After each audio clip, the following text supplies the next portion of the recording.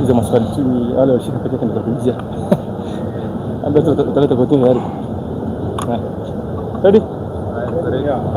Haya. Barzeli. Nzuri sana. Mji uko sawa. Tuna neno. Hata sisi tunatembea.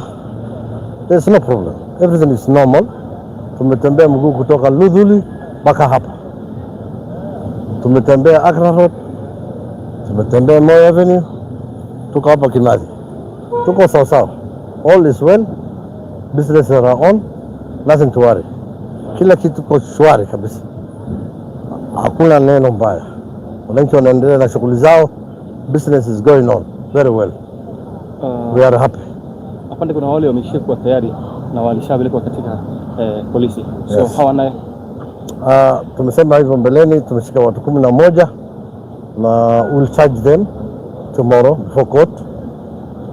Na those are the ring leaders ambayo walikuwa na arrange maandamano, ambaye maandamano ni haramu, nilisema hivyo awali. Kwa hivyo we'll charge them according to the laws of the land. So ni hayo tu. Business is on, I'm telling you. It's just like a normal day.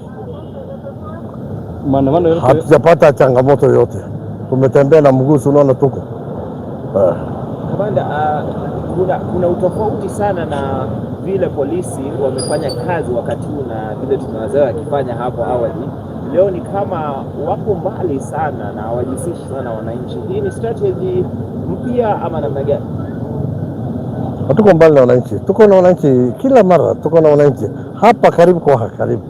All the time we are together. You know, you cannot, our business is people. Police business is people. Hatujaona tear gas leo.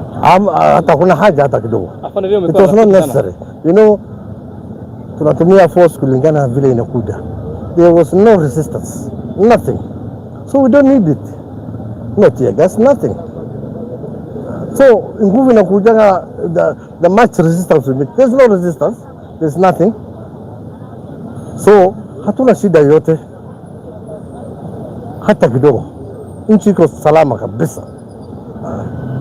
Na muendeshe hiyo maneno kabisa, mseme nchi iko salama. Hata nyimbo you should give that. Afande, kando na hapo polisi ambao wanavaa uniform, kuna wale wengine ambao kwa undercover na wanashika watu. Hawa bado ni polisi? Wote ni polisi. Tuko na undercover teams, tuko na uniform teams. Those are all policemen. Usiulize. Tuko na watu team ya DCI, tuko na team ya polisi ambayo kwa uniform.